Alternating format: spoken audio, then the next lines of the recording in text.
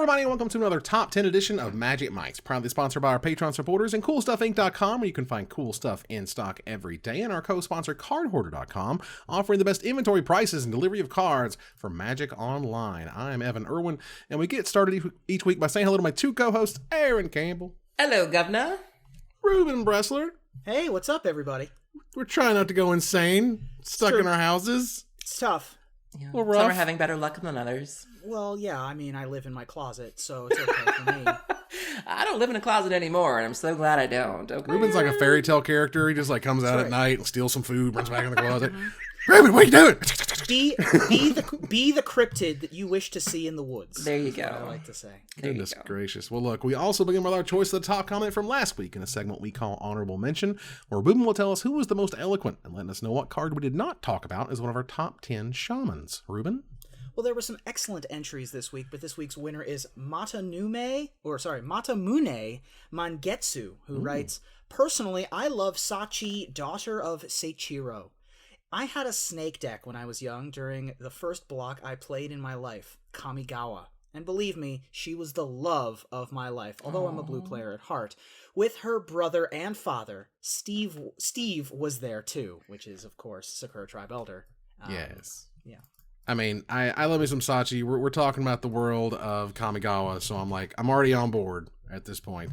For those who don't know, Sachi, daughter of Sashiro, is a 2-green, 2 generic mana legendary snake shaman. It's a 1/3 uncommon that says other snake creatures you control get +0/+1, and shamans you control have tap: add 2 green mana. Ooh. So all the shamans. It's kind of a shaman lord in many ways. Yeah. Yeah. Which is kind of neat. I mean, and I know that there was at least one mono green ramp deck or commander deck. I think I had Reki, the History of Kamigawa, that had this in it, because this allowed the Reki to tap for mana, and it let you just have a million green mana over the course of the entire game. So, like, the snake thing was one of those, like, it was cool, but Wizards didn't want to make it too cool, and they certainly didn't want to make it too good, because it's Kamigawa, everything had to kind of suck, because they screwed up so badly with Mirrodin. But there was a whole host of snake creatures and stuff that had to do with that I thought was offering. great. And then we got the blue-green, the Civic guy, that gives your snakes, I think, unblockable or something. Something like that? Yeah. Somebody in the... there were a bunch of weird snake lords. We've gotten some new toys since then that have made snakes viable if you want them to be. Right. So that said, congratulations to winner Matamune Mangetsu. Hey! Please... I'm not laughing at his name. I'm laughing as I was wondering if Evan was going to be able to pronounce it. Did I get there? I think I got there. Please contact Erin on social media before she blocks you on all of them. Thinking about it. Thanks again to CoolStuffInc.com for sponsoring this giveaway, and stay tuned to our top 10 list this week, and maybe you can win next week's free gift certificate. All right. So that said, we are talking about tutors, and tutor is different depending on how you want to frame it. We talked a little bit about it. My definition was cards that go find something and put it into your hand. So, for example, you won't find things like Vampiric Tutor in my list because it puts it on top of your library and on your hand. No, that's totally cool. You can have whatever tutor you want. I'm just saying that was my personal list, and I think it's cool if we have different definitions of what I know that one thing we agreed on was we weren't doing any ETB things. So no Green Sun, no War of Invention. We wanted things that you had to still cast, essentially. Yes. In order for it to go do something. Yeah, so none of the tutors with an ETB. It's that you still have to find it and do your thing.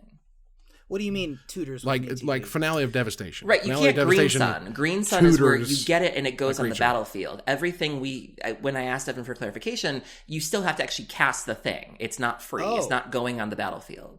Right. I did not get that memo. Oh, well, again, significantly different. Let's just throw out all the rules then. Tutor, as far as I'm aware, means you search your library for a thing.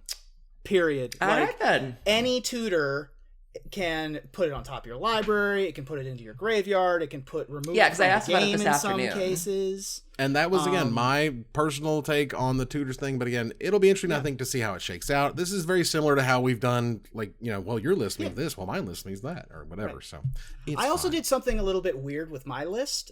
Because the word tutor is so ubiquitous and we all know what it means, my list actually does not have the word tutor in any of the winners. Interesting. In any of my top 10 lists. Well, why don't you go ahead and kick us off, Ruben, with your number 10?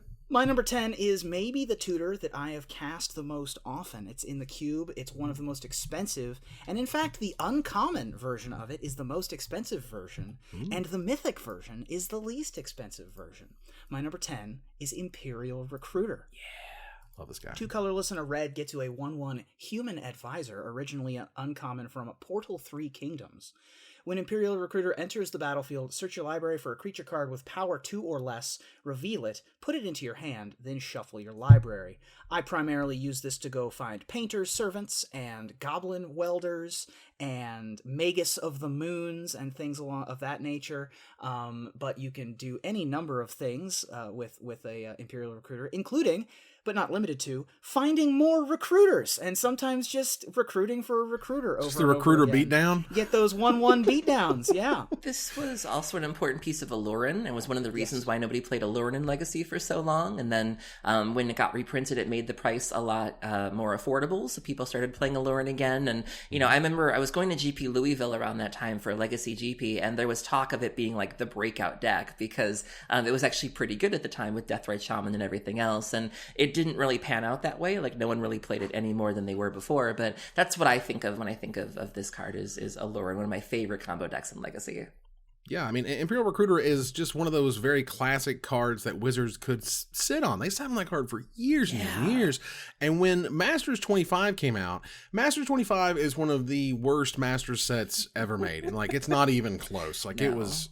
It's so sad. It was an Imperial disappointment. Iconic Masters might be a little bit worse. They're literally neck and neck. But what Wizards would do is they would put, like sort of a star mythic, the money mythic, the mana drain, the force of will. That was the big one. And for Masters 25, it was Imperial Recruiter. And Wizards figured out, wait a minute, it wasn't expensive because it was like awesome and overpowered. It was expensive because you couldn't find any. Yeah. So due to the supply, not the power level. Right. Still a great card. I think the second money card from that set was like Rishodon Port, which had a similar, not the same problem, but again, they both sort of ran into it turns out supply was the issue, not demand. Exactly. And also from the, let's see, this is from Conspiracy Take the Crown, there is Recruiter of the Guard, which is the white version, which is the same mana cost. It's a 1/1, but it finds a creature with toughness 2 or less instead of which allows you to go get Flicker Wisps and the like. Yeah. Which it's fun. Tell us how you really feel. Aaron, what's your number 10? I wasn't sure if I should include my number 10. I was worried it was going to be too soon, but after Evan went and kamikazed my list and this whole concept and what our list should look like and what a tutor is, I don't feel the least bit bad about this. This is a card that won me a pie bet because Evan was convinced that this card was going to be amazing. Instead of believing the Graveyard Girl, instead of believing the Golgari Queen herself, he did not, and so he took a pie to the face with a lot of splash damage. My number 10 is Mausoleum Secrets. So Mausoleum Secrets is 1 colorless and a black. It's an instant from Guilds of Ravnica, and all it has is Undergrowth. It says search your library for a black card with converted mana cost less than or equal to the number of creature cards in your graveyard. Reveal it, put it into your hand, and then shuffle your library. Literally nobody is playing with this card. But Evan was convinced it was good. He thought there was something here. I didn't think there was. We bet on it, and he lost. So if you go back and look at our Guilds of Ravnica set review, at the end of that, we recorded Evan getting a pie to the face. And so the card's just not good, but it has a lot of sentimental value for me. And it's just... If you have a use for it, let me know. But I haven't. It's got all the right numbers. It's got all the right words. It's instant speed tutoring, which is super rare, like crazy rare. This is one of those cards that, yes, right now it's worth 51 cents. All right. 10 years from now, someone's going to break something stupid, and this is going to be the star of that deck. Okay. I've seen a couple of Death Shadow lists that had 1 or 2 of these. But yeah, I now wish I had Ignite the Beacon on my list, which I don't, because that's another tutor that has a pie bet hanging. Is that pie bet done yet? How long's that pie going to be in the oven for? That pie's been in the oven for a minute. Just a half minute. That Ignite the Beacon pie bet, boy, I'm going to collect on that one pretty soon. Yep, I got a good old pie on the face with this one, but I felt good about it.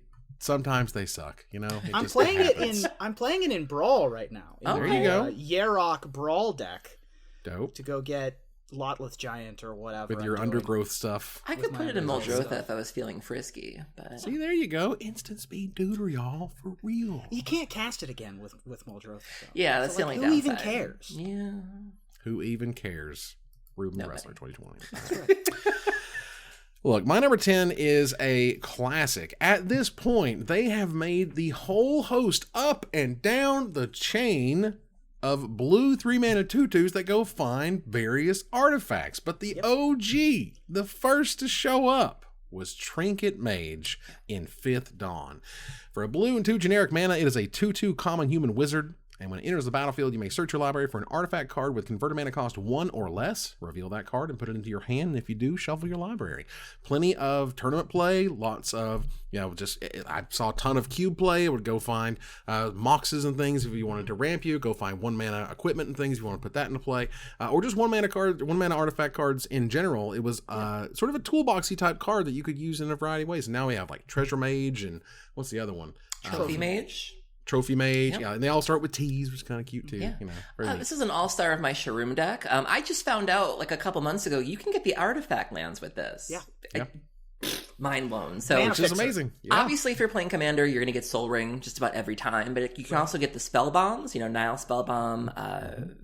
The blue one, either spell bomb. Yeah, you can get a number of the capsules with this. You can even get a Grafdigger's Cage if you're a real monster. The list of this just goes on and on and on. You can also blink it if you're doing any sort of Brago shenanigans. Yep. I play my Sharoom. You can get a Voyager staff and blink it again. There you go. I play my Sharoom deck with a God Pharaoh's Gift list, so I'm more than happy to throw this in front of something and then bring it back as a 4/4 and get that ETB again and just have a really good time. 2/2s for 3 that can replace themselves effectively, everything from Civic Wayfinder all the way up the chain to this kind of effect, are very important and see varied levels of constructed play.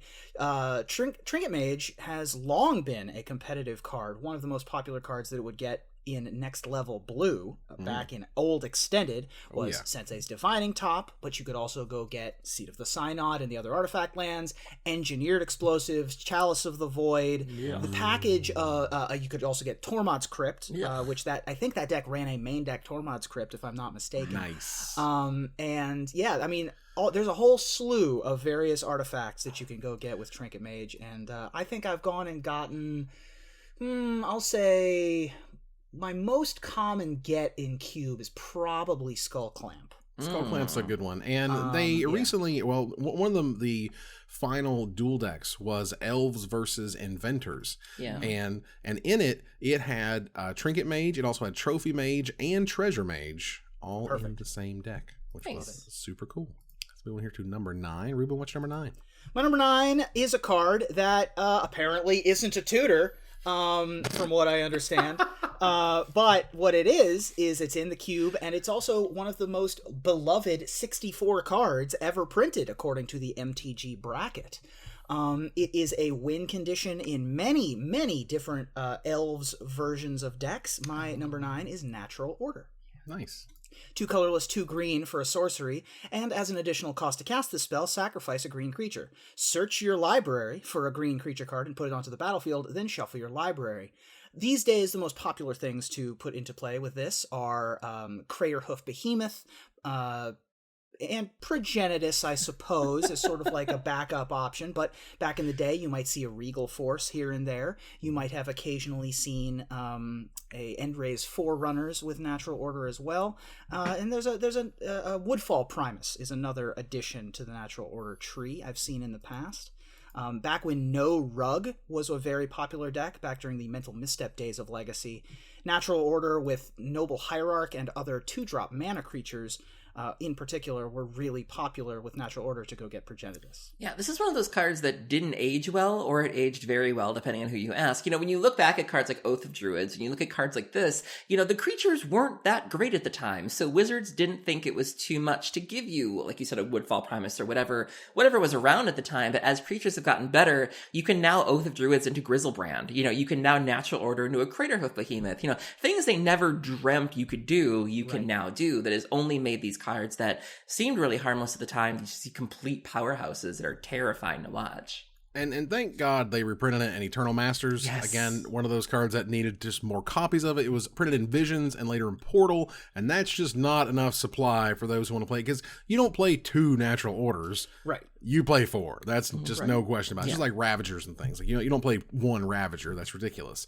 Natural Order in and of itself was a terrific card that back in the day, I played Standard when Visions was in Standard, and no one cared about this card. But it's like every tutor. The more things you can search for, the better it's going to get. So over time, every tutor, every reanimator spell, every something that falls in lines with that are going to get better. Except for Mausoleum Secrets. Except for Mausoleum Secrets. That card's trash. But look, sometimes I think trash ain't bad. And back in the day, we're talking in Visions, like we were way more excited about Riverboa than we were about Natural Order. The blue decks were super good back in the day, and this thing was just going to get countered, and you had to sacrifice a creature as an additional cost, and so you just get blown out if you tried to play this thing. No Crater Hosts back in the day, fortunately. Aaron, what's number 9? What is more fun than tutoring once? Tutoring every single turn. I had the pleasure of facing this card as a commander a couple weeks ago with my friend, and I was really torn as to, did I want to keep this thing going? It really turns into, are the opponent's cards better than yours? And it really turned our EDH game into something interesting. My number 9 is Marilyn of the Morn Song. So Marilyn is 1 colorless and 2 black. She's originally printed in Morningtide, a legendary creature elf wizard. 2 power and 3 toughness. Players can't draw cards. At the beginning of each player's draw step, that player loses 3 life, searches their library for a card, puts it into their hand, and then shuffles their library. So you can get Marilyn out on, turn 3, and then this is just how the game is. And so do you want to get land? Do you need to fix your mana situation? Do you want to go get that bomb that's going to change the game? Do you even want to kill Marilyn? And so she really adds a neat sort of politics element to the game in a way that really only black can, and it's just neat to see how everybody responds to this card being on the table. This was a card that you can actually go back and see my original take on this one. I was very excited about this card. I was like, oh my god, I can tutor every turn. Like, if you play this thing, you have a counter spell, and then next to you can counter whatever they go get, and then you can start tutoring for your crazy stuff. Woo! Because I lived in Magical Christmas Land a whole lot way back in the day. Card, not so great. It's like $6.50 now just because it's in Morningtide, not because it's some Never been all-star. reprinted. Not been reprinted, and no one's really going like, man, I hope Marilyn's in this master set, Right. That's not the card we're holding out hope for. Aaron, you might want to build Marilyn combo EDH. Basically, the combo is you just go and get Ad Nauseam and fill your deck up with zeros. Oh my god. And because it doesn't draw. I'm writing this down. It's true.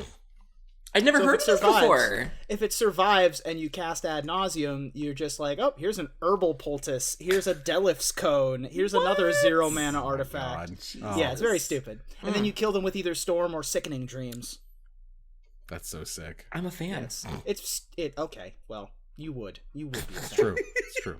For my number 9, it is a bit of a more recent card, and a card that has gotten to see, I think, quite a bit of play. I think overall, this was a card that, honestly, I kind of expected that it was not really good enough, but it read as though if you have all the things there, ready to go, it turns out Storm decks really like this card called Dark Petition. Yes. Dark Petition showed up in Magic Origins. It's 2 black, 3 generic mana for a rare sorcery that says search your library for a card and put that card into your hand, then shuffle your library. Okay. And also Spell Mastery. If there are 2 or more instant and or sorcery cards in your graveyard, add 3 black mana.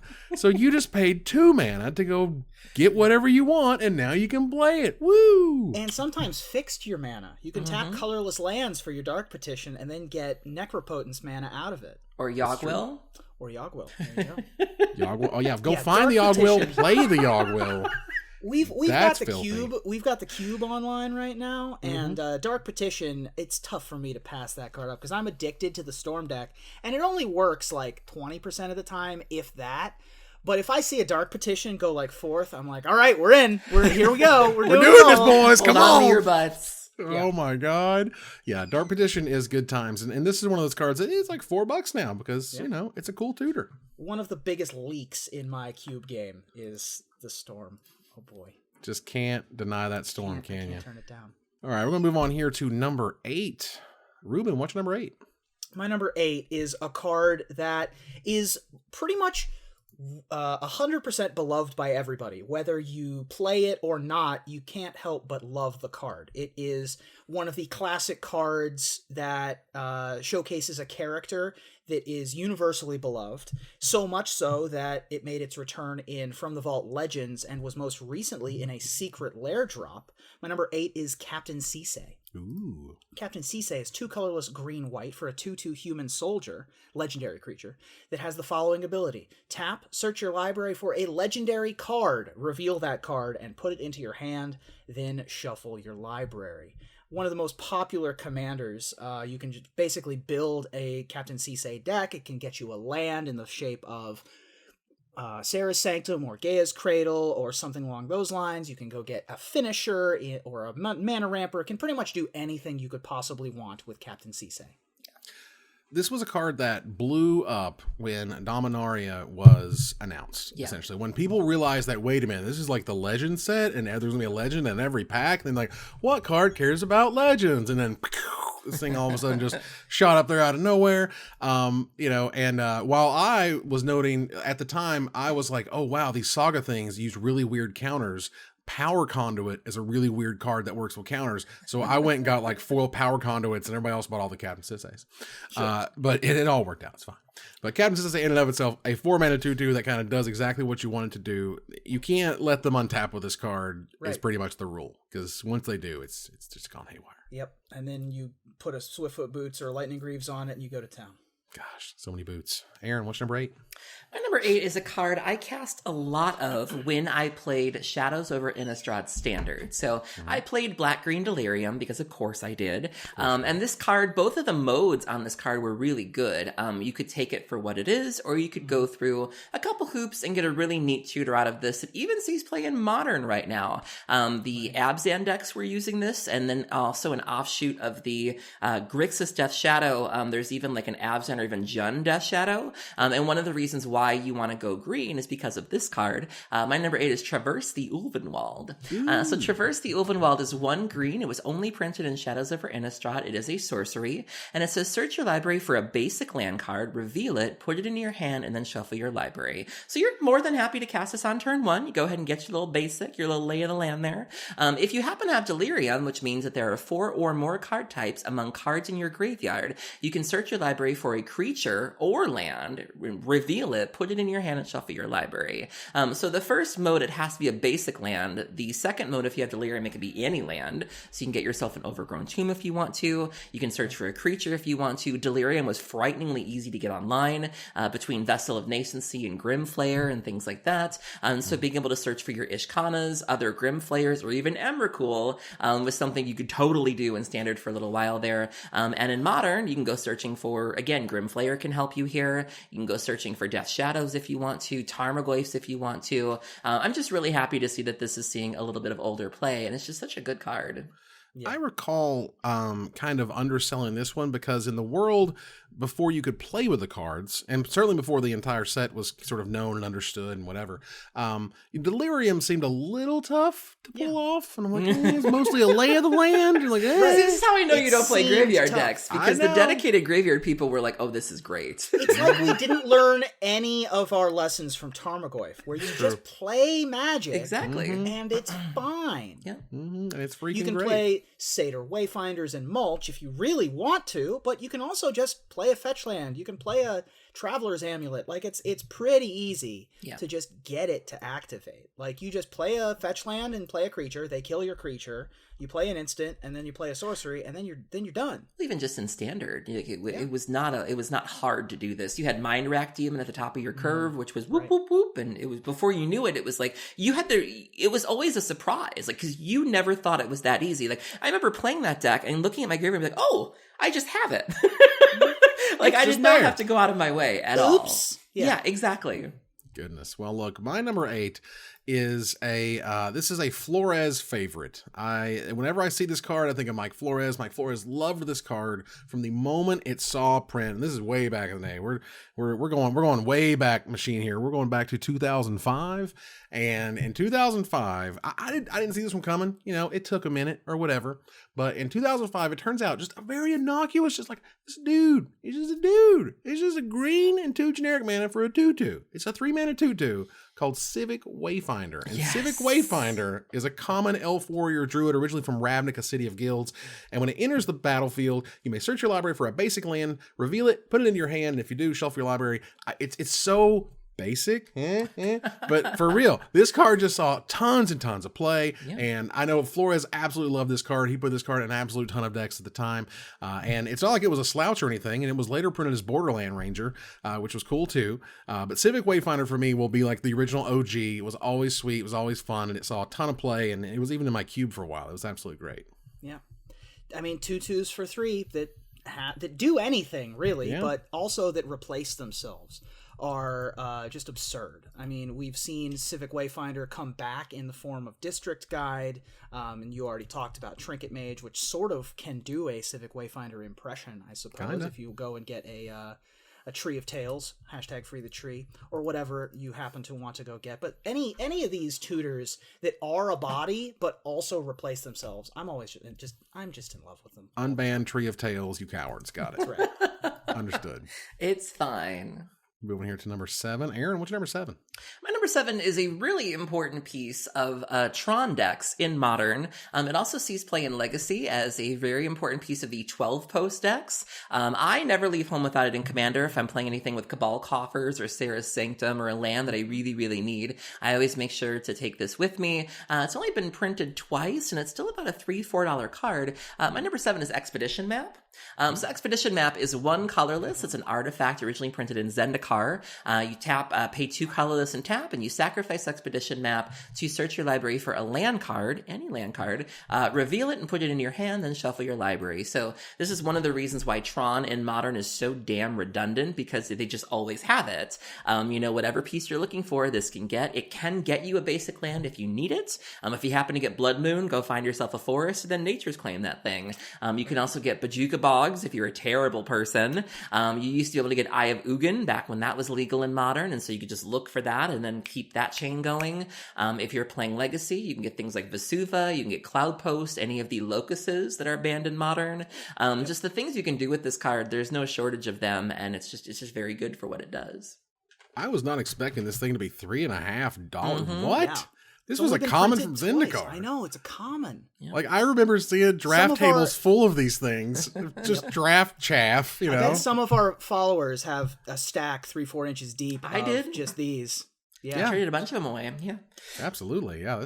That card just came out of nowhere. But primarily these days, it is a Tron piece in Pauper and in Modern, where you go turn 1, whatever land you have, map, turn 2, whatever other Tron land you have, find the third one, and then you're set up for your Karn or your whatever you're playing on turn 3. Right. Yeah. That's exactly what you want to do. Mm-hmm. And because it gets any land, that's, I can imagine they might have wanted to go back and make this basic at one point or other, but, two basics out of the tube. Can't put the two. I was just going to say that. Good job. You'll well be done. a Coke. Ruben, what's your number 7? My number 7, once again, apparently not a tutor, but it does search your library for things. It is super banned in Modern, where it took over the format. There is a strong contingent of people that all they want to do is play a bunch of crappy creatures and birthing pods. That's all they want to do with their life is play birthing pod decks. 3 colorless and a green Phyrexian mana, which means that you can either pay a green or 2 life, gets you a birthing pod. It is an artifact. And if you pay a green and a Phyrexian mana and tap it and sacrifice a creature, search your library for a creature with converted mana cost equal to 1 plus the sacrificed creature's converted mana cost. Put that card onto the battlefield and shuffle your library. Activate this ability only at a time you could cast a sorcery. So, primarily, you would want to go like turn 1, Bird of Paradise, turn 2, pay 2 life, play a birthing pod. Or, you were paying a lot of life with this deck because you had things like Kitchen Finks that were able to recoup the life. Right. And then, oh, by the way, in concert with Kitchen Finks, you could go infinite with Melira, Sylvok Outcast, and Viscera Seer. Not to mention the fact that you could also do it with Murderous Redcap, which was another persist creature.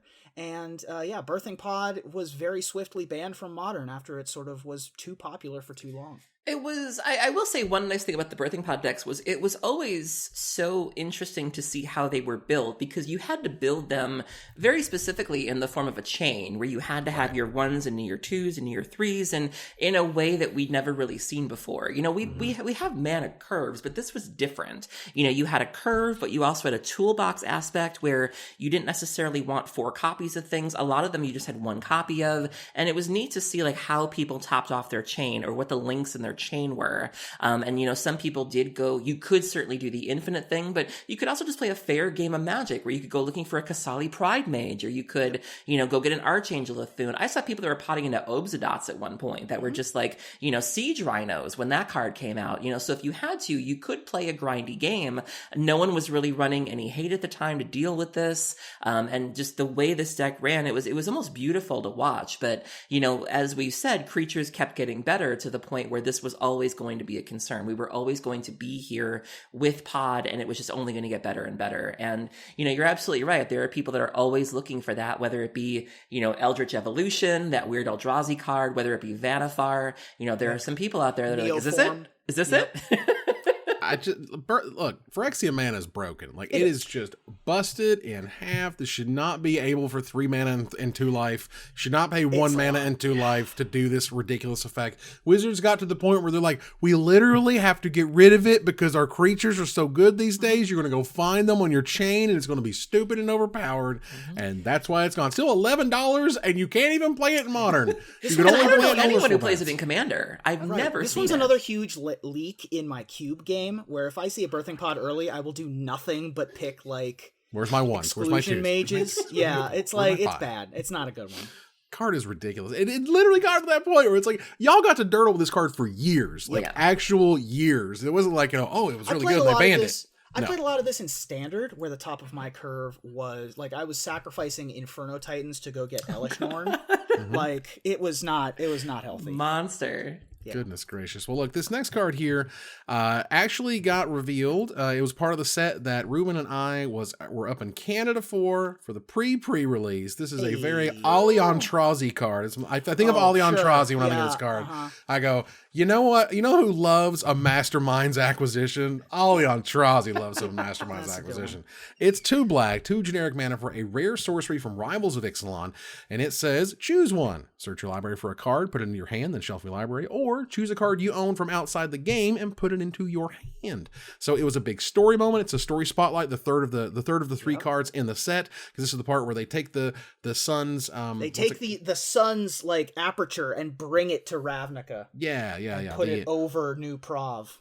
Exactly, so they can stop people from leaving lock Ravnica. People in. Right. So that's really cool. So it's a cool story moment. It's a really sweet card. It's a very powerful card. It's all tons and tons of play, and still worth a couple bucks because this is a great tool for any casual deck. And at the time, it was novel for Standard because we don't see too many things that involve sideboards in Standard. We certainly have the Wish cycles and Eternal formats, which we might talk about. And, there was we had the blue Eldrazi version from, I think, Shadows over Innistrad that you could sort of like, Eldrazi Wish was a thing, but they don't give us neat toys like that anymore until this came out. And it was like, whoa, like we get to do this? And this one opened the floodgates a little bit, where you had Karn the Great Creator and Vivian Arkbow, which were able to look at things in your sideboard as well. There was a minute there where, because I was running, what was it called?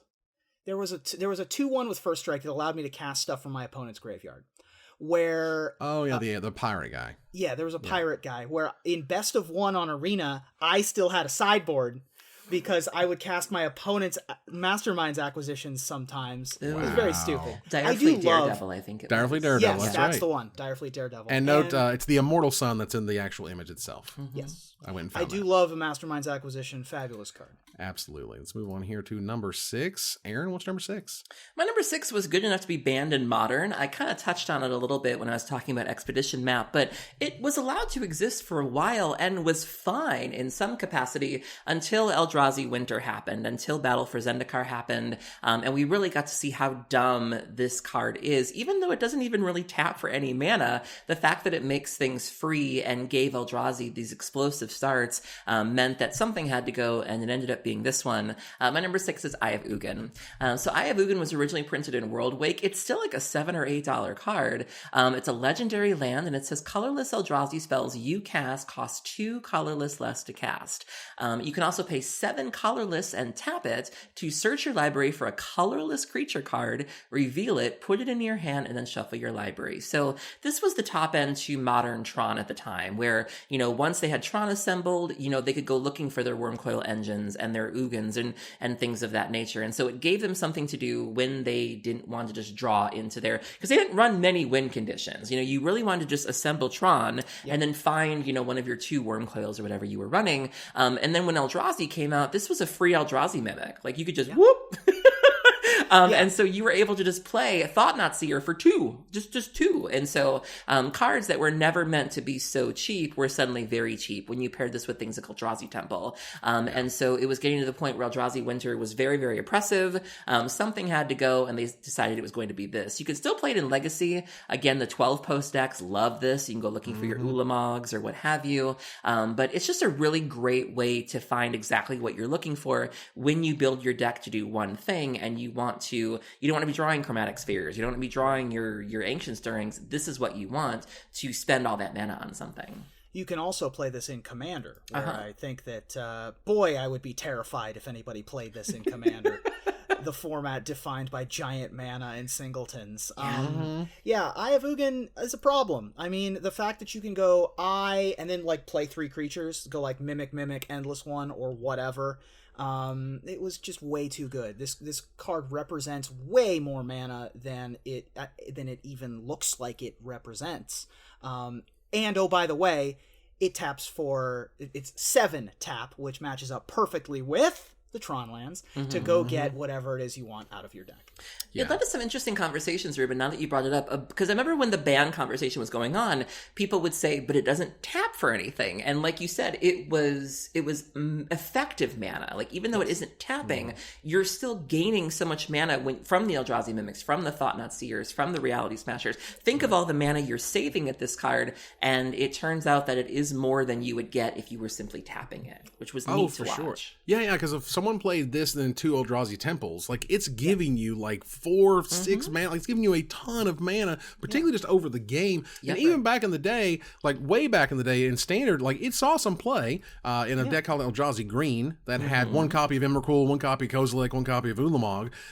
But, that's kind of where it kind of ended. And then it's oops, we kind of broke the whole format with Modern, and I had to get out of here. It was dumb. That was ridiculous. Ruben, what's number 6? My number 6 is one of the hires. Ooh. The first hire, I think, today on someone else's list. Oh, my goodness. Well, my number 6 here is not higher on someone else's list. And this is, as I understand it, a Randy Bueller special. This is also a card from one of my favorite blocks of all time, Champions of Kamigawa. I love me some Kamigawa. And this was a card that I certainly did not kind of respect when it was first debuted. This is another card that Mike Flores absolutely lost his mind over. This is a card that inspired many, many decks. This is a card that is banned in Commander. Ooh. I didn't even know that. This card is really? Okay, so Gifts Ungiven apparently is just too much for that format. Wow. Gifts Ungiven is a blue and 3 generic mana for a rare instant that says search your library for up to 4 cards with different names and reveal them. Target opponent chooses 2 of those cards, put the chosen cards into your graveyard and the rest into your hand, and then shuffle your library.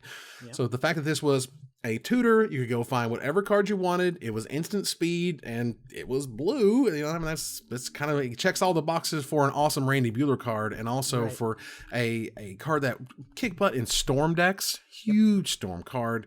Even just stuff like good old-fashioned value decks like Gifts Tron, Blue-White Titan. I don't know, Mystic Remora stuff is in here as a number one deck. Like, there's all sorts of ways to use any sort of reanimator strategy. I know Esper Gifts has been a thing in Modern. You play, a control game, and all of a sudden you get Unburial Rights and any sort of silver bullet that you might need. You can take over the game that way. This card had an interesting relationship with Storm, because I remember in Blue-Red Storm and Modern, it wasn't seeing play for a while. And then I think right around the time that Probe got banned, I think something changed in Modern to where it suddenly became all the rage.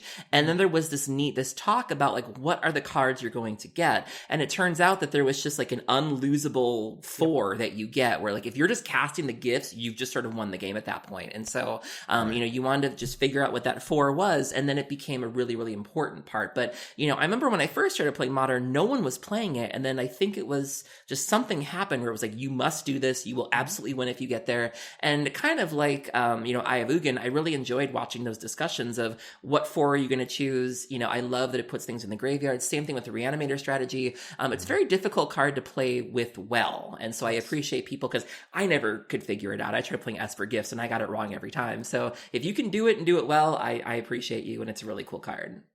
One of the most skill-intensive cards that has ever been printed. Yes. So much so that Gadiel's Lifer, commonly pointed to as the most raw intelligence to have ever played Magic the Gathering. That kid was so smart. Oh my God. I mean, just unbelievably smart. And I believe won the Gifts Pro Tour. Yeah. And just like won a bunch of Gifts mirrors. He won the Champions of Kamigawa Pro Tour, essentially, which involved Hanakami and Gifts Ungiven. And like Hirobi's Whisper and a bunch of weird, like, targets. And it was nuts. It's bizarre. These days, like fact or fiction to the nth degree, trying to play with and against Gifts Ungiven correctly. And I remember where I was when I found out that it doesn't have to be 4 cards. Yeah. When I was playing somebody who's like, I'll get an Imperial Rights in this. And I was like, you can't do that. It has to be. They're like, oh no, up to 4. And I was like, up to 4. And then you just could get Unburial Rights Iona or whatever. Right, like, I'm just going to put these in the graveyard. You're like, wait, I was supposed to have we were supposed to do something. Yes. I was supposed to be involved in this conversation.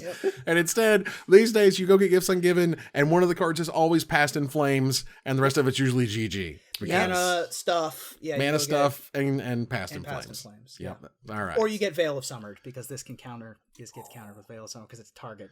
Yeah. I got blown out by that in Brawl earlier today. I run it in Brawl. Oh yeah, it's still super good. Nice Casualties of War or Mass Manipulation. Stupid. We want to hear to number 5. Ruben, what's your number 5? The last hire, back-to-back, 6 and 5, hires on other people's lists. 20,000 Magic cards, hundreds and hundreds of tutors, things you could call tutors. Think about tutors. What's a tutor do? All the tutors in the world going toot-toot. We tutor-doot. And we just so happened, Aaron and I had to get the same number 5. I mean, but what are the odds of that, though? Like, if you had to put down a wager, if you had to, I don't know, what's the word? Gamble? I would probably, I'm a gambling woman. I'd probably take those odds, yeah. And Kenny Rogers, of course, the gambling man, of course, passed away the past week. So would appreciate this one. Gamble, of course, is from Heirs of Saga to start out with. It is 1 red mana for a rare sorcery that searches your library for a card. You put that card in your hand, then you discard a card at random. Shuffle your library afterwards. Yeah, so I am most familiar with this card as a very important piece of legacy lands. And no card, I mean, this is one of a select group of cards that really just lives up to its name, quite honestly. You are literally gambling that the thing you need the most, you're not going to turn around and have to discard. Or if you're playing Life from the Loam, you're really okay discarding it, because then you can start dredging and you can find your the lands that you need, like your Dark Depths or your Thespian Stages or what have you. And so this is just a really great tool in the Legacy Lands deck, turning a drawback and having it be exactly what you want. And sometimes, I have had the pleasure of watching opponents that really did need the thing, and then they end up discarding the thing, or they've needed to keep the thing and it was exactly what they needed and it turned the game around. So it's entertaining to watch. It is skill intensive. I appreciate cards that can turn their drawbacks into positives. It's flavorful of literally it being a gamble. And just a great, great card. Yeah, I mean, also has 3 really cool pieces of artwork at this point. The original, along with Eternal Masters and Ultimate Masters.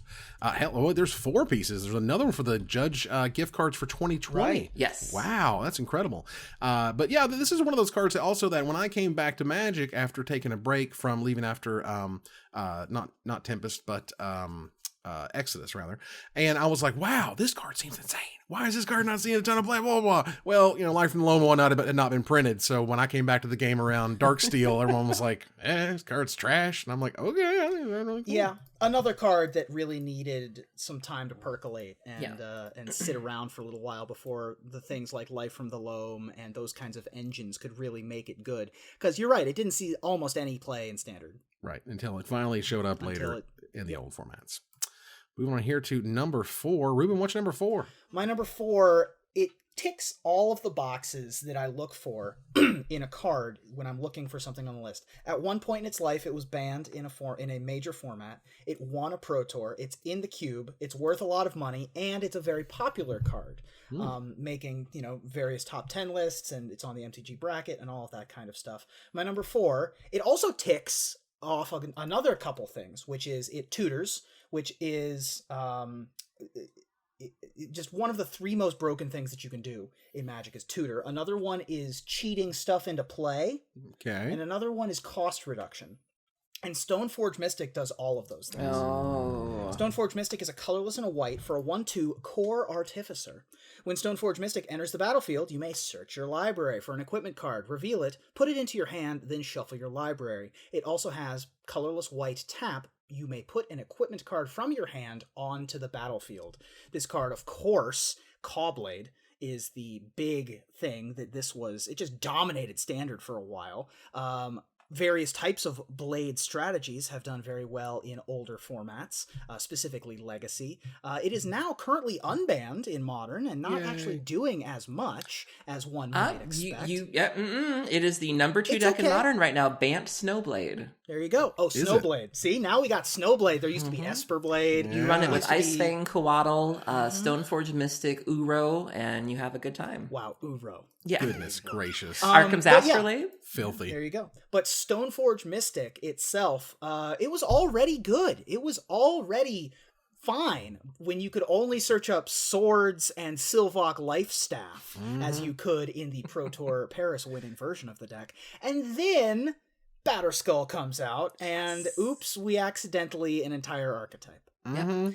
I was a big advocate for this card. I thought it was fine to unban, and it's doing things, but it's not doing anything oppressive. And very important piece of Death and Taxes, like you said. The Blade decks, just a really, really good card, and really forces you to play the game very differently. I tend to play a lot of decks in Legacy that rely on Cabal therapy, and so you're just like, normally I would just rip your hand apart, but it's like I got to make sure I keep a therapy on hand because I got to make sure I can take care of whatever you just went and searched for, or you just have to kill it on sight. You're just like, I cannot let you untap with this thing because an unresolved Batterskull just drastically changes the game. And I still believe the card is fine. I wasn't there for the Cawblade days, but I think where we're at in Magic right now, it's fine in Legacy. It's doing great things in Modern. Let white be a thing in Modern. Let white be good. That's fine.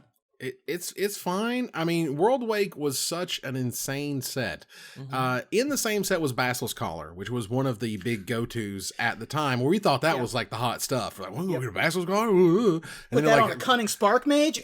Get you. Got there. Well, let me tell you, this card is one of the cards that I don't know if it's there anymore. But I was told by R&D that they taped a copy of Stoneforge Mystic to the wall and said, never do this again. Don't make something that tutors it and plays it and reduces its cost all in the same the stuff. That's insane. Nothing about this card is even fair. This was back in the day when I got to talk directly to R&D all the time. And I was just like, why are we doing this? Right. You think Trinket Mage is good? Boy, let me tell you. What happens when you reduce its cost and then cheapen everything and then make it uncounterable to put into play? I mean, Batterskull was printed while this was in Standard. I'm like, What the are swords. we doing? Yep. Yes. Oh my God. That's when they accidentally gave me the black green sword, a Feast and Famine, and it turned out to be like the most busted sword Did of they all time. accidentally give that to you? I thought They didn't mean to give me the best card in the set, I think is a way to put it. You know what I mean? I don't think they intended on me getting the best constructed card. And then it was like unbelievable. God, that card is so sick. Stoneforge Mystic is just, this was also one of those lauded cards that every time the banned restricted list come around, everybody would buy a bunch of copies and everybody would get disappointed until finally one day they're like, all right, they gave you Jace. You didn't break the format. Right. You just go give you Stoneforge. Didn't break the format. It's just very good. And that's what we always wanted it to be. Aaron, what's number 4? So now we're going to get into the silly stuff. I've been playing it pretty fair for the most part, but we're going to start getting on brand here. So all of my choices, the cards go directly to your hand, with the exception of Gamble, in case you screw it up and you have to discard it or whatever. Right. Now we're going to get stupid. So my number 4 recently saw a bit of a resurgence in Legacy when people tried to make Arc-like Phoenix happen. If you thought Arc-like Phoenix was good in Modern, you haven't lived until you can do a turn 1 Dark Ritual, cast this card, put 3 of them into your graveyard, and start to have a really good time. Oh, wow. My number 4 is Buried Alive. Nice. So Buried Alive is 2 colorless and a black. It was originally printed in Weatherlight. It's a sorcery. Search your library for up to 3 creature cards and put them into your graveyard, shuffle your library afterwards. So to tutor things and put them into your graveyard was a pretty novel concept and still not something we see a lot of to this day. And this was really one of the first ones to go there. And so you'd grab all 3 of your Arclight Phoenixes, you'd cast some really dumb blue spells, and before you know it, you could have a turn 2, board with a bunch of these things. I run it in my Muldrotha deck as a way to just put everything I want in there. And at 3 creatures for 3 mana, you cannot beat that. I love the flavor of it. I love the art, the text. It's just everywhere I want to be. Is it worse to walk while dead or to be buried alive? I've witnessed both, says Krovax. Let me tell you, when this thing came out in Weatherlight, we had no idea why this card existed. None of it made any sense. Like, Reanimator decks didn't even exist back then. You might be sensing a theme that tutors take a while to be good because they... Yeah, because it was reprinted in Odyssey, right? Which you can understand because that had Threshold and cared a lot about graveyard stuff and Flashback and all this other stuff. And even in Premier Deck Series Graveborn, right? Because it's the grave. Sure. But man, back in the day in '97, what is this trash? There's a lot you could do with it. Although Living Death decks liked Buried Alive, I think. I believe which was one of the earlier uses of Buried Alive, which was you go get like a Spirit of the Night, a Verdant Force, and a dragon of some kind, and then you Living Death. Once we started getting Animate Deads and Reanimates, Buried Alive became a lot better. But it certainly behooves you to want to do mass reanimation, things like Living Dead, things like Arclight Phoenixes, other things that bring themselves back from the graveyard. I've never had the pleasure of searching my library for, 3 Icarids or something like that, or 3 Dredge creatures, but that's the kind of thing that you want out of Buried Alive. Right. Yeah, it's a super cool card, don't get me wrong. Speaking of super cool cards, this is a card that was reprinted kind of fairly recently. Is always worth money. This is a card, one of those cards that, they print it, and no matter how many times you print it, this card's worth like $2 to $3 forever, because this is always a great effect. This is also an effect that showed up in my beloved Champions of Kamigawa. Oh boy. Love that stupid set. And this is just one of those cards that they because it's very tied to the flavor of the plane, they couldn't just go ahead and reprint it much anywhere. So they put it in a bunch of Commander decks and Ultimate Masters and whatever. But when you have a card that, Cultivate is just a functional reprint of Kodama's Reach. I love Kodama's Reach. It's a green and 2 generic mana for a common sorcery with Arcane. Oh, yes. Glacial was it Glacial Spray? Glacial Ray. Glacial Ray was absolutely spliced on this Network All-Star Glacial Ray. I love her cooking show. I know, right? It's a common sorcery that says, search your library for 2 basic land cards, reveal them, put one into play tapped and the other into your hand, then shuffle your library. So that is 3 mana to ramp up to. You got your +1 land in the play, +1 land in the hand. You're guaranteed to get to 5 mana. This card is worth $3 no matter how you slice it, no matter where you find it, because it's awesome and I love it. Man, that's Kodama's Reach. This one counts as a tutor, huh? I mean, you go and find a thing and put it in your hand. I mean, that's what I call a tutor to me. Okay. It's all right. it's beloved. This is a beloved card that sees a You ton draw of play. an interesting line as to where tutors are. And I where they draw are the not. lines. That's I right. told you. It's my As list. I got told that Birthing Pod wasn't a tutor. Right. And See, I would Kodama's classify Reach Cultivate is. as more ramp. Me but- too. You can Yeah. call it whatever you want. I'm saying it tutored up lands, and I enjoyed it, and that's why Okay. it was on my list. You like it, I love it. You know what? Yeah. You do you, boo. And That's right. you can have whatever you want on your list. If I can throw in a If Kamigawa I can card, have what I have on my list. yeah, clearly, because when we get to number 1, we're gonna have some words. All right, we're gonna move on here to number 3. You know why, and you know why, and you know what you did, Ruben. Aaron, what's number 3? If you thought Buried Alive was stupid, then you haven't seen anything yet. This card is a big part of the reason why Reanimator is so good in Legacy. The ability to do turn 1 Dark Ritual, spend 1 mana on this card, and then follow it up with either an Exhume or a Reanimate is just a lot for decks to have to deal with. I saw a really cool play the other day thanks to Eric Landon, who is a very, very good Reanimator player. I'm just going to go ahead and name the card. My number 4. My number 3 is Entomb. See how There much we I go. love it? Entomb is 1 black. It's an instant speed. Originally from Odyssey, you can search your library for a card, any card you want. It doesn't have to be a creature, and put that card into your graveyard, then shuffle your library. So you can do this on the end step if you're worried about those pesky blue mages. If you want to wait till they tap out, you can just jam this in on your first turn. If you have something like Chancellor of the Annex for backup, they can't counter it. They just have to watch as you grab a Grizzlebrand, you grab an Iona, you grab a Sire of Insanity, and then you bring it into play on turn 1. There is nothing better than this. People are also getting Echo of Eons with this card, so you go ahead and pitch that in, and then you go ahead and play your Lion's Eye Diamond, and then whoop! I saw Eric Landon the other day. He went and grabbed a Shenanigans. Because he had to he had to deal with a Nile Spellbomb. So he was like, Entomb, grab Shenanigans, dredge that, destroy the Spellbomb.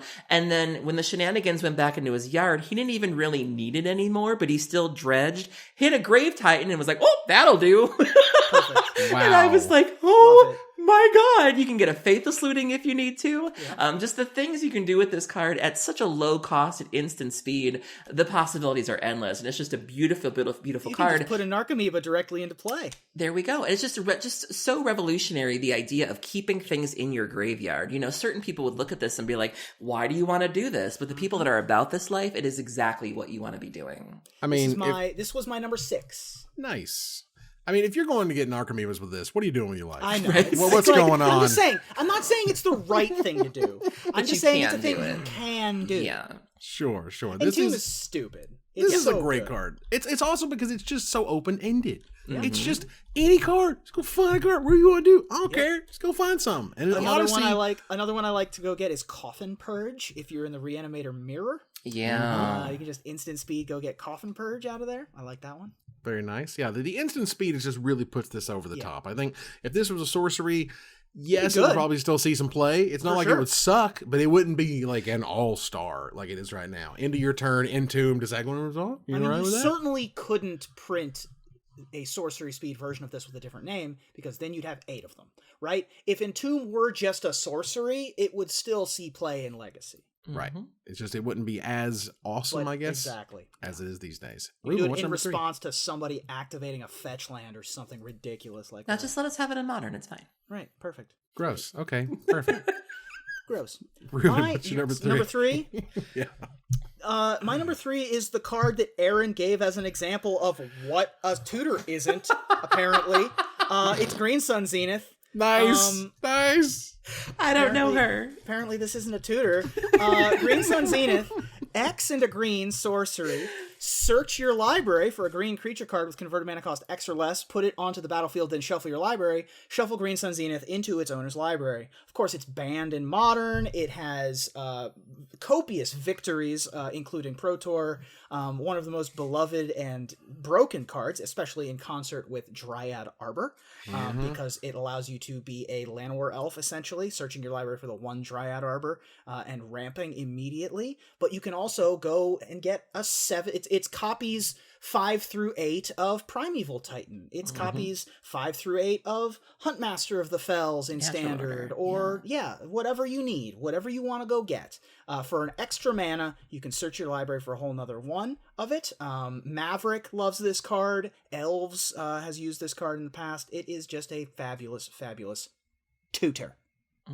It's a tutor. He goes and finds your lands and stuff and your creatures. You got to play with this thing in Standard with Primeval Titan. Jesus. It was insane. So yeah. Wolf Around Ramp was ridiculous with this card, and then the interaction with the Dryad was so powerful they had to ban it. It was just a 1-mana rampant growth. It was ridiculous, and that's why it had to go, really. But we can disagree on what a tutor is and what it ain't. It's fine. These days, it's most popular in Legacy in Maverick, as far as I'm aware. Yeah. Going and getting Knight of the Reliquary, or... Have you seen that new, there's a new Titan deck in Legacy, based on the Titanic Druid, they're calling it. Titanic Dryad, they're calling it. So you play the Dryad of the Elysian Grove, it's just like a green land prison. Yeah. Oy. You play Dryad of the Elysian Grove, Primeval Titan, Chalice of the Void. It's like a green prison deck. Sure. Yeah. Sounds great. Look, this is actually really funny. If Ruben and I had a conversation while we were like formulating our lists, and you would have said, I was going to put Green Sun Zenith, does I think is that a tutor? And I'm like, well, not really. But what you should pick instead is my number 3.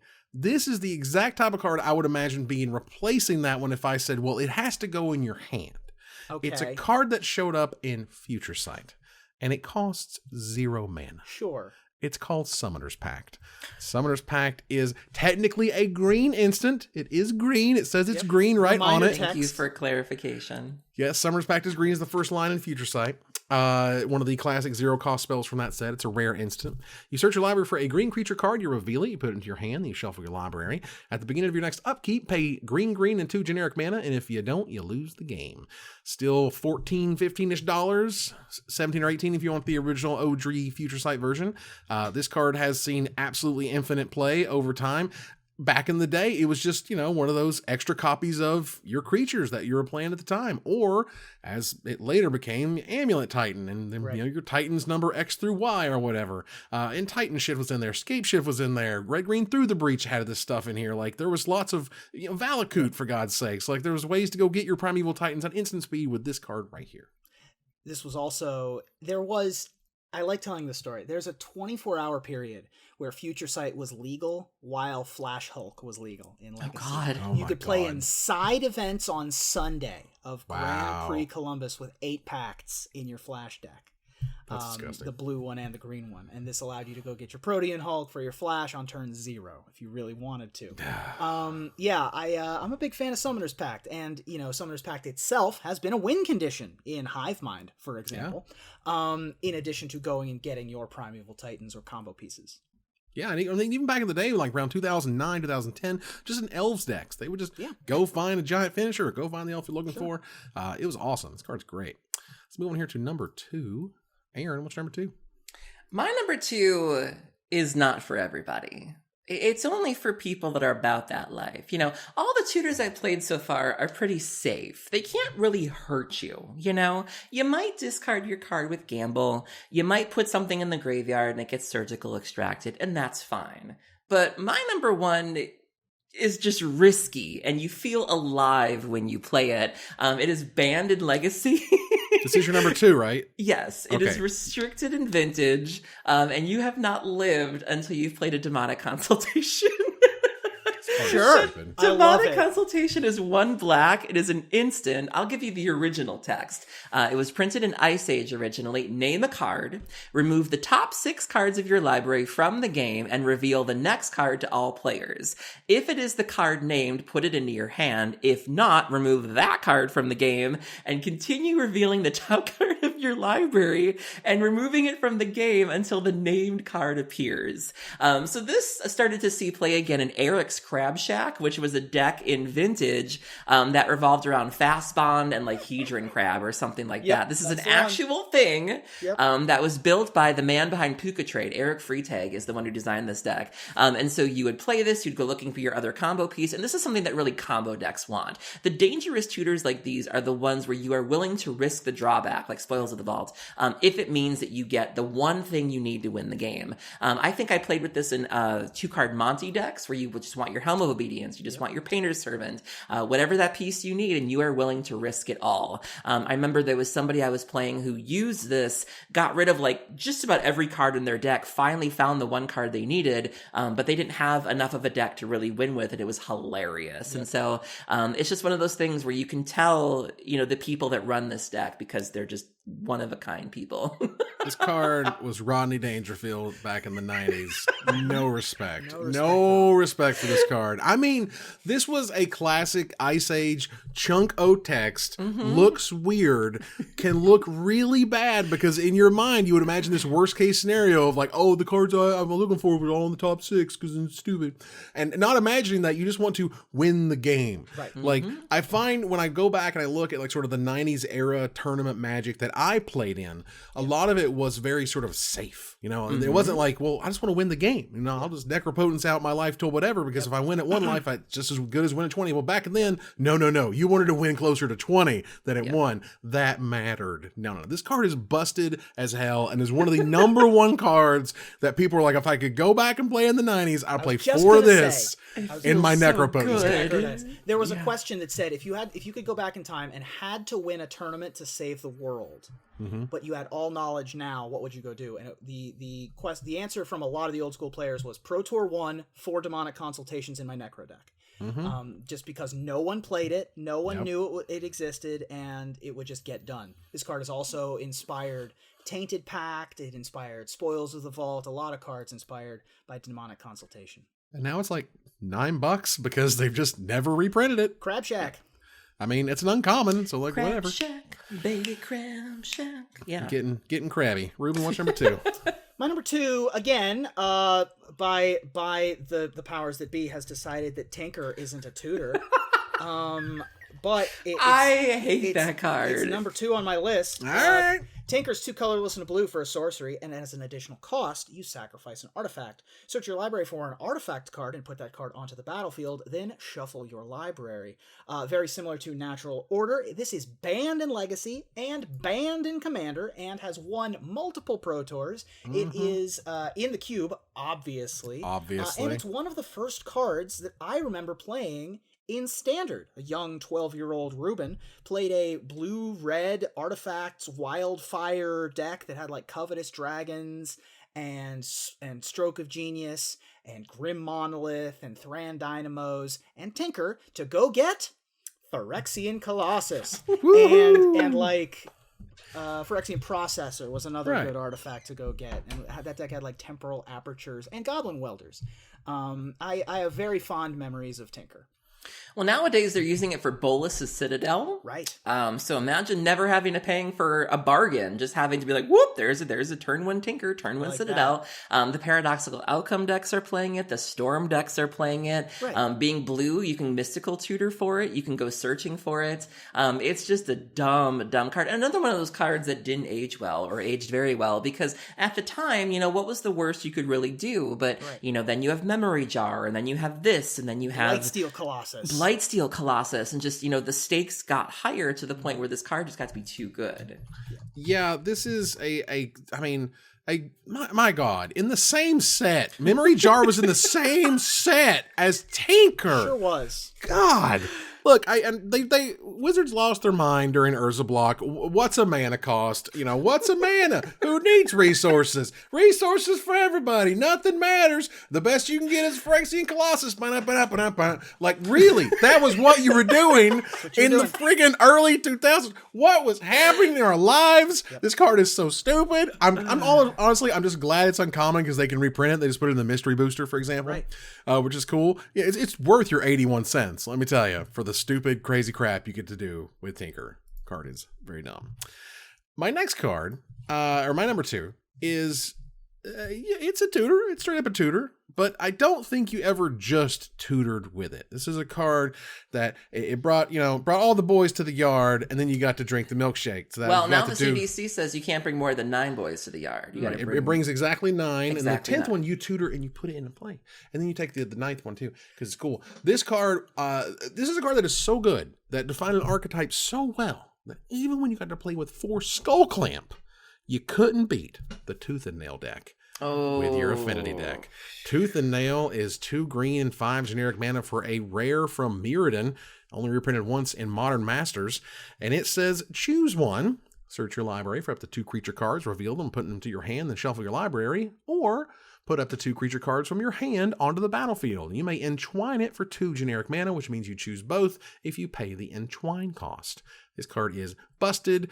It is a tournament like all-star. This thing ruled the roost in Standard. Again, when you could affinity your heart out with affinity, all the goodies, all the toys, the ones that ruined Standard for everybody, it was Tooth and Nail that took the trophy home. Now, to be fair, that deck still ran 4 Skull Clamps. It ran 4 Skull Clamp. But this was the also affinity my with number 4 Skull Clamp couldn't beat this. Right. This was my number 5. Nice. Yeah, Tooth and Nail strategies have long been popular. They've been just ubiquitous in Standard. They were in Old Extended. I love Tooth and Nail. I think it's a great card. It's still in the Cube, for example. As it should be. And it's just a ton of fun. Yeah, I also really like the original Greg Hildebrand art versus the new Modern Masters art from Jesper Elsing.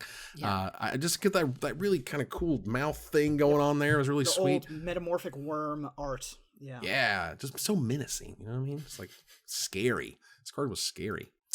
Let's move on here to number 1. I gotta hear this. Ruben, what is your number 1 tutor? Now, my number 1 lives by your stupid rules.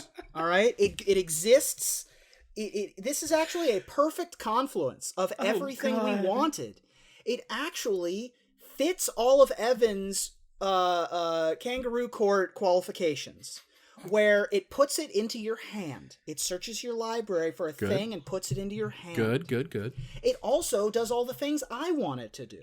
It's banned in a format. It's 1 Pro Tours. It is in the Cube. It costs a lot of money. And it is one of the most popular cards that has ever been printed. And one might say that it is the fittest choice to be number 1. Wow. Survival of the Fittest is my number 1 tutor. Survival of the Fittest is a colorless and a green, originally from the Exodus expansion. It is an enchantment that has the following ability. Pay a green and discard a creature card, search your library for a creature card, reveal that card, and put it in your hand, then shuffle your library. It has won multiple Pro Tours, one in the hand of Bob Maher, I believe, and it won with some bad creatures in it. You know, survival lets you just sort of have rinky-dink creatures to do whatever the heck you want. It also ruined Legacy for a period of time, thanks to Caleb Durward et al. It was a combo deck with Loyal Retainers and Iona. It was an aggro deck with Vengevine and Basking Rootwalla. It was a mid-range deck with, you know, some just random garbage in kind it. of an amalgam and of fauna both. shamans and things along those lines, which we talked about last week. Survival of the Fittest, I think, is very easily the number 1 pick. Yeah. Saw a bit of play in Vintage over the last year or so thanks to Hollow One, because you were able to, you know, you would discard cards to either Bazaar or even just to the Survival itself, and then your Hollow Ones are costing less. So it made your Vengevines frighteningly easy to get online. You were able to tutor for things like Lavinia, Containment Priest, you know, some of these newer cards that were really, really good and not necessarily meant to be searched for this way. Right. Just a really beautiful design, and I always love seeing these decks. Again, I love the way that they're built. These decks require you to build your deck a certain way, so I love seeing how people handle that. I played them myself for a time or two, and it's just a feeling where, you know, you got to check that off your bucket list. You got to know what it's like to cast a demonic consultation. You got to experience it just once. The joy of pitching Squeeze, or even just be like, whoop. Squeeze is the best one. Yeah. Squeeze the old school version. You can discard creatures with madness, discard a big game hunter to kill a Tarmogoyf. Ooh, it makes me feel good. That was fun times. My God, the Judge foil is $590. You serious? Jeepers. What? I had that card for it was worth like $30 or something Can for you make years. that noise again, please? That was awesome. Actual cartoon character, Evan Irwin. Well, look, buddy, while I love me a Survival of the Fittest, the card is absolutely terrific. It helped define things. My God, they put Recurring Nightmare in the same set. Not even block. Set. The same set. My God, what were they doing back then? Okay, let me bring it to you this way. There are certain lists where I would expect us to all share number ones. Mm-hmm. You know, why do you call them tutors, Ruben? Yeah. Why do we even have the lexicon of what a tutor's supposed to do? Sure. Well, the same card at my number one is the same as Aaron's number one because we know the number one tutor, not close, with a bullet. Like when I started making my list, I just typed in number one, is Demonic Tutor. Yeah. Sure. It's Demonic Tutor. Aaron, so Demonic Tutor is one colorless and a black. It was originally printed in alpha. Very clean and simple. It's a sorcery that says you may search your library for one card and take it into your hand, reshuffle your library afterwards. Banned in Legacy, restricted in Vintage. And, the art, this was a time where there was this weird sort of demonic satanic panic happening. I was reminded of this the other day because I was watching Unsolved Mysteries. And there's an episode in the 8th season where they tried saying that magic was a satanic game. And they don't explicitly say magic, but they make reference to a card game with creatures and demons. And so there was a time there where, especially in the early sets, they were really leaning on this demon theme. You had Demonic Attorney, you had, Contract from Below, you had this card, lots of you had the Unholy Strength, and it really freaked parents out where it made people, not want to expose their kids to this game in a way that we really hadn't seen before. And now we have demons, but it was different. It was almost like they were trying to be, controversial. And this was just a throwback to a very, very different time. And this was really the one that started it all. Just very clean, very simple. We will never have it this good again. We have, Diabolic Tutor. We have all sorts of variations of it, but this was really the one that started it all in a very memorable way. This is the OG. Ruben, you got to explain yourself. Where did you not get Demonic Tutor on this list? What part of I don't have cards with the word tutor in them didn't you understand? That was really the line? Not only that, but Demonic Tutor has never won a Pro Tour, whereas Survival of the Fittest has. In addition to the fact that, let me count here, we have 15 cards that have the word tutor in the name. This appears to be the only one that you included on your list. This is true. Keeping out Worldly Tutor, Vampiric Tutor, Mystical Tutor, Enlightened Tutor, Grim Tutor. Boy, I don't envy the comments section where Infernal Tutor isn't included on Aaron's list. Which one of those was an alpha? I'm sorry. Did I forget that one? Also, which one of these has the most insane Judge foil coming out in 2020 with a beautiful image from Anna Steinbauer, who does creepy kids like no other? Look, yeah, nobody else. I agree that Demonic Tutor is the best tutor. But I didn't put it on my list because I don't like sharing things with you. I also think that your stupid rules were stupid and that you're stupid and you're wrong and I hate you. My list. I have no apologies for my list of tutors without the word tutor in the name. Y'all have to explain y'all selves for no Cruel Tutor, Grim Tutor, Idyllic Tutor, Enlightened Tutor, Infernal Tutor, Mystical Tutor. I think he's been quarantined for too long. He's getting delirious. He's gone a little crazy. Vampiric Tutor. Crazy.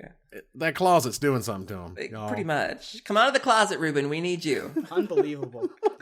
Y'all didn't even have bribery on your list. Get out of here with my list broken. We did not have bribery, and I love me a bribery. That's right. Make 7 up yours. Got it. And that was our top 10 tutors. You'll see them on the screen right now for your review. Take a look at my list, Aaron's list, Ruben's top 10, and we want to hear from you about what card we did not talk about, and we'll select our favorite to win a $50 gift certificate to CoolStuffInc.com. But before we go, I want to thank my co-host. Thank you, Aaron. Thank you for having me. Thank you, Ruben.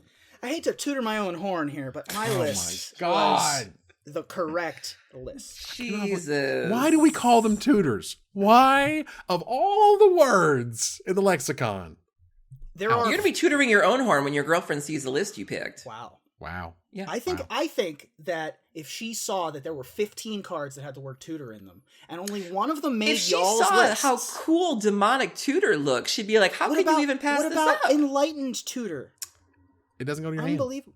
Apparently, enlightened tutor's not a tutor. No, Evan Irwin, it is a 2020. tutor as Enlightened my- tutor, All right. not a tutor. Final slide. Thank you very much. I want to thank our sponsor, CoolStuffInc.com, our co-sponsor, CardHoarder.com, my co-hosts, Aaron Campbell and Ruben Bressler. You guys for watching or listening. I hope you support us at Patreon.com/MagicMikes. Please like, favorite, tweet, favorite, share, subscribe, also favorite, and then Some favorite of again. those. And then Some one of more those favorite things. on your social channels that tells people we exist and that we're your favorite. Catch us online at twitch.tv at Magic Mikes, on Twitter at Magic Mikes Cast, our Magic Mikes subreddit, and like the Magic Mikes page on Facebook. Talk to us privately at magicmikespodcast@gmail.com. Follow the audio-only podcast at magicmikespodcast.libsyn.com, or find us on iTunes and Spotify. Or join us here next week, same time, same place, for another episode of Magic Mikes. Good night, everybody.